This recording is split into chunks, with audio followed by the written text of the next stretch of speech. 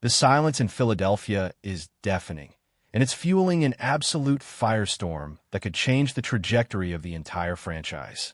There is a massive, high-stakes game of chicken playing out behind closed doors, and it involves the most dominant defensive force the team has seen in years.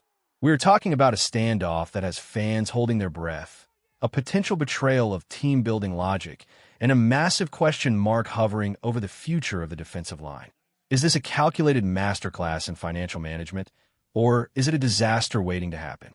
You're going to want to hear the details of this looming decision because it's much darker than the headlines suggest. Before we dive in, smash that subscribe button if you want the fastest NFL updates on the planet. The air in the locker room is thick with tension. Every move, every practice rep, and every silence from the front office is being scrutinized.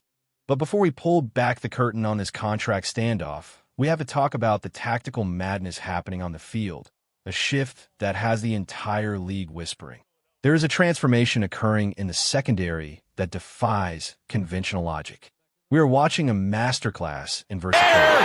Imagine a player who dominates silencing the most explosive slot receivers, and then, without missing a beat, slides into the safety position to anchor the base defense. This isn't just a position change.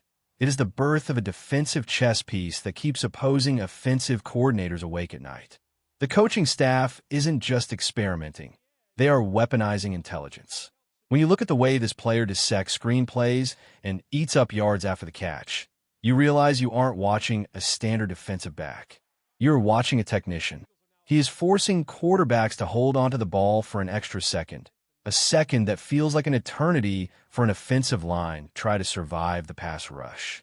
He has mastered the intricacies of a complex defensive scheme in record time. Think about the sheer difficulty of that.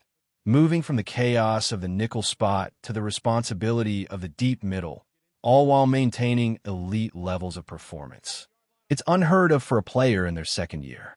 Yet, here he is, standing at 23 years old, looking like a veteran who has been running these sets for a decade. But wait until you hear how this movement is actually going to break the record books for tackles and interceptions this season. This brings us to a massive, burning question. Who is actually the most important piece of this secondary puzzle? Is it the Swiss Army knife we just talked about, or the man currently stepping into the spotlight as the primary safety? Drop a name in the comments below. Stability is a luxury in this league, and right now, the safety room is hunting for it. There is a second-year player tasked with holding down the most dangerous part of the field. After a rookie season that felt like a trial by fire, full of blinding potential and painful growing pains, the pressure has reached an all-time high. He is coming off ankle surgery, a hurdle that would break a lesser player, but he is back. He is standing at the precipice of a breakout year that could define his career. The numbers from his rookie campaign were a mixed bag. Some critics pointed to his coverage grades as a red flag, but look deeper. Look at the run defense metrics. He was an absolute force, ranking near the top of the league in stopping the ground game. The defensive coordinator knows exactly what he has in him.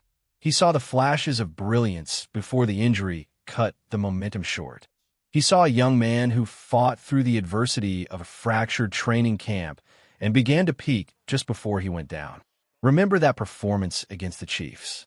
6 tackles, a massive interception in the end zone, and the kind of poise that wins games. That is the player they are banking on. The path to a breakout season is paved with sweat and recovery, and he is finally standing on the starting line. But if he fails, the entire defense might collapse under the weight of the expectations. And speaking of stepping up, there's another man in the linebacker room who is tired of waiting for his turn. There is a quiet revolution happening in the middle of the field. While the veteran starters battle injuries and try to get healthy, a young, hungry linebacker is taking every single first-team rep and turning it into a statement. He isn't just filling a spot. He is demanding a role. Every time this kid hits the field, he looks like he has the playbook memorized in his sleep. He anticipates the snap, he reads the quarterback's eyes, and he is consistently around the ball. We saw in the season finale, 11 tackles, pure instinct, total comfort in the scheme. We saw it again against Washington, where he led the entire team in tackles. This isn't a fluke. This is consistency. Reporters are already calling a competition. When you start picking off franchise quarterbacks during practice, you stop being a depth piece and start being a problem for the depth chart. He is playing with the kind of recognition that most veteran starters struggle to achieve. Even with the star power of the current starting duo, the conversation has shifted. If the injury bug continues to bite the veterans, the team won't just have a replacement, they'll have an upgrade. This creates a fascinating dilemma for the coaching staff, one that could lead to some very difficult conversations in the coming months. While the secondary and the linebackers work out their internal battles, the defensive front remains the undisputed king of the castle. This isn't just a group of players, it is a wall of aggression. You have the interior anchors, monsters who eat double teams for breakfast, and you have the edge rushers, including a new addition who is absolutely starving for a career-high sack total. The newcomer is special. He has spent years putting up double-digit sack numbers, but now he is entering an environment where the pressure is already at max volume. He isn't worried about his own glory. He's talking about feeding off the energy of the guys in the middle. That is the kind of selfless, team-first mentality that builds championships.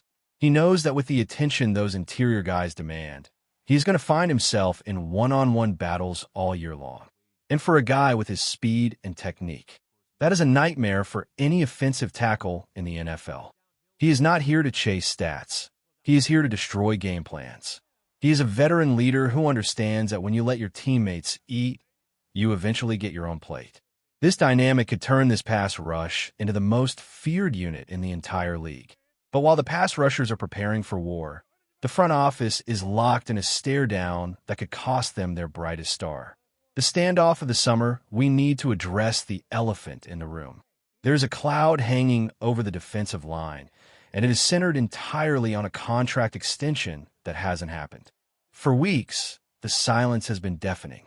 Usually, this franchise is aggressive. They lock up their young talent before the price tag skyrockets.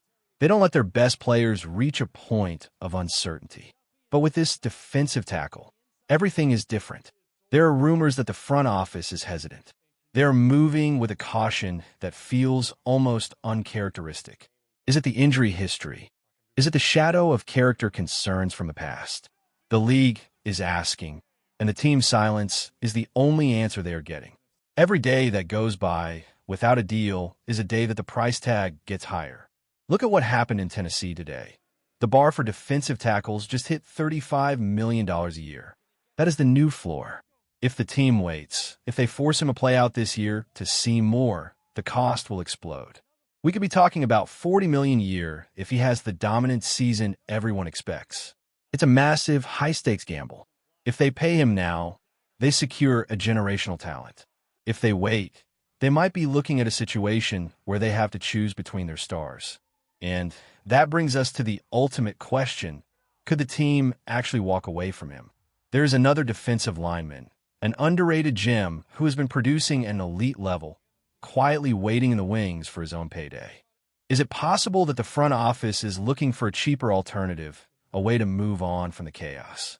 The reality is that losing a player of this caliber would be a catastrophe. He has Defensive Player of the Year written all over his jersey. But in the cold, calculated world of the NFL, every player has a price, and every contract is a potential ending. This isn't just about money. It's about the soul of the team. As we head into the heart of the offseason, the pressure is mounting, the fans are getting restless, and the truth about this standoff is going to come out whether the front office wants it to or not. Who is truly to blame for this stalemate? Is it the player reaching for the stars, or a front office playing a dangerous game with their future? The drama is just getting started, and the fallout from this decision will be felt for years to come. One thing is certain. The eyes of the football world are locked on Philadelphia, waiting to see who blinks first.